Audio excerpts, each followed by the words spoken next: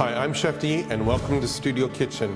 Simple, easy recipes that are better with Bothwell cheese.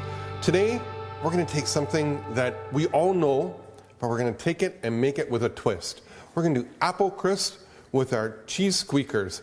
Cheese curds, apple crisp, think sweet and savory. Here we go. We're going to get our topping ready. So I have some butter, about half a pound of butter, just in cubes, nothing fancy.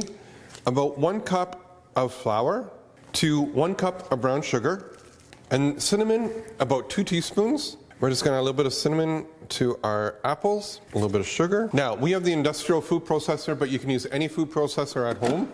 And we're just going to let it go until it incorporates. But while it's doing that, we're going to just stir in our sugar and cinnamon in with the apples.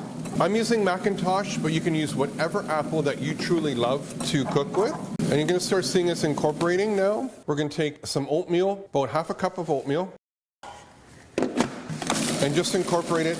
And just see how it's kind of coming together. That's what we're looking for.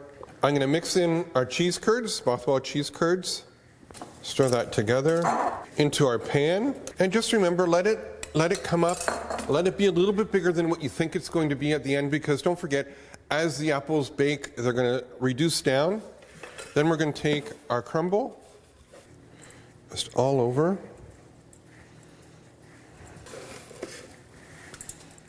(350-degree oven). We're going to bake it between 30 and 35 minutes, and away we go.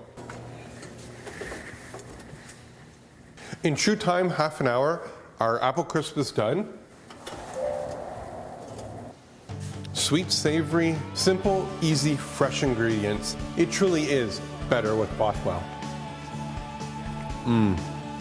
That's good.